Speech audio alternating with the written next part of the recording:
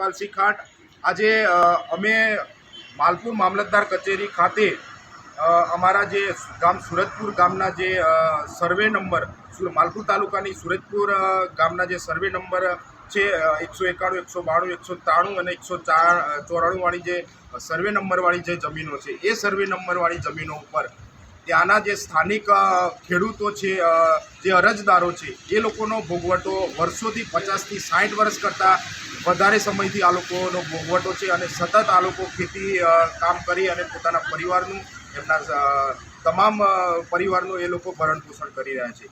પરંતુ મિત્રો, દુઃખની વાત એ છે કે આ જમીન ઉપર જે સરકારી તંત્ર છે, એ સરકારી તંત્રનો એમની નજર પડે છે અને આ સરકારી તંત્ર આ જે જમીન છે એ જમીનને દબાણ કરેલું છે એ પ્રકારે આ લોકો નોટિસ આપે છે। પરંતુ હકીકતમાં જોવા જઈએ તો આ જે અરજદારો છે, આ જે ખાતેદારો છે, એમણે સરકારશ્રીના ધારાધોરણો મુજબ એમણે દંડની પાવતીઓ પણ ભરી છે અને હાલમાં બાયડની સિવિલ કોર્ટ ખાતે આ તમામ અરજદારોના દાવા ચાલે છે। આ જે તકરારી જમીન છે ત્યાંના તમામ દાવાઓ ચાલે છે।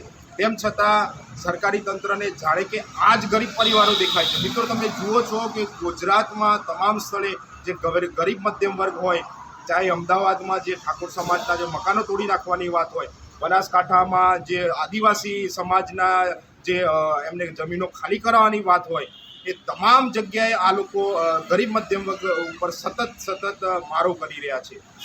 આ લોકોને આમની પર્ટિક્યુલર જમીન દેખાય છે, પરંતુ અહીંના માલપુર વિસ્તારમાં જે ડુંગરાઓ છે, એ ડુંગરાઓમાં સતત રાત દિવસ ખનન ચાલી રહ્યું છે। અમારું અહીંયા આગળ માલપુરથી આગળ જઈએ, ભેમપુરનો ડુંગરો આખો ખોદી નાખ્યો છે। કોની પરવાનગીથી તમે આ ડુંગર ખોદી નાખ્યો છે?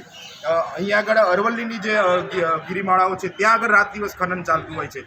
કોની રેમ નજર હેઠળ આ બધું ચાલી રહ્યું છે? તમને માત્ર ને માત્ર આ જ પરિવાર દેખાય છે?